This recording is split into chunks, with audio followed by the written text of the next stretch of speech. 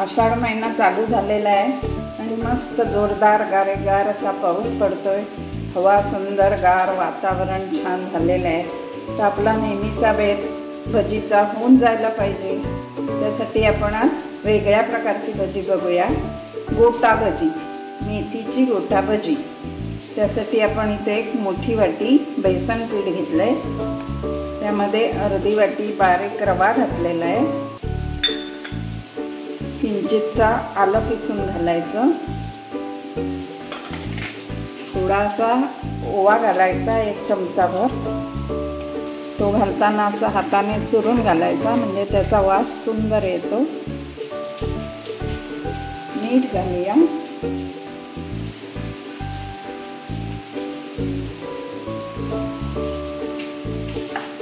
आणि लाल तिखट घालूया।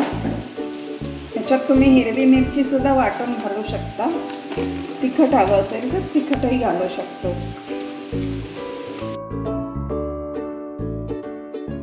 भजी म्हटली की जरा सणसणीत हवी, त्यामुळे थोडंसं तिखट जास्तच घातलंय। रंगासाठी आपण किंचित हळद घालूया। स्वादासाठी थोडासा हिंग घालूया। यामध्ये मेन इन्ग्रेडियंट आपली ही मेथीचा पाला आहे, हा बारीक चिरून मिक्स केलेला आहे। साधारण एवढ्या याला अर्धी जुडी आपल्याला मेथीची लागू शकते।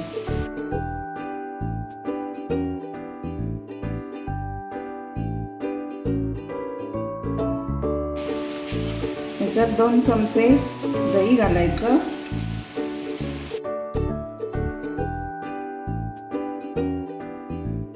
आणि हे आपण छान सगळं मिक्स करून घेऊया।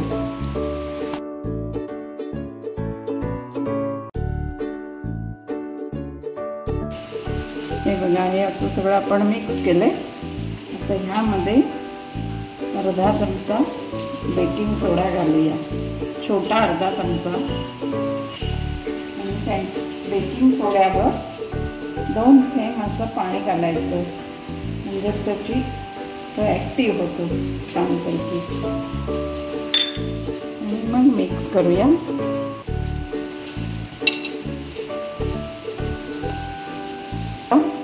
थोडं थोडं पाणी घालून याचं पीठ तयार करून घेऊया। हे खूप पातळ नसतं, पीठ घट्ट असतं, म्हणजे आपल्याला हाताने त्याचे असे गोट्यासारखे सोडायला येतात तेलामध्ये। आता यात थोडंसं हाताला आपण तेल लावून घेऊया, म्हणजे आपल्याला हे भजी सोडायला चांगलं पडतं, सोपं पडतं। हाताला जर कमी चिकटतं। हे बघा, एकपत हे घट्ट पीठ आपल्याला ठेवायचं। या पिठामध्ये तुम्ही थोडंसं 2 चमचे तांदूळ पीठही मिक्स करू शकता, त्याने पण कुरकुरीतपणा भज्याचा वाढेल। आपलं पीठ तयार होईपर्यंत मी इकडे तेल गरम करत ठेवलं होतं, ते छान गरम झालं आहे बघा। तर यामध्ये आपण ही आपली छोटे छोटे असे गोटा भजीचे गोल सोडू शकतो।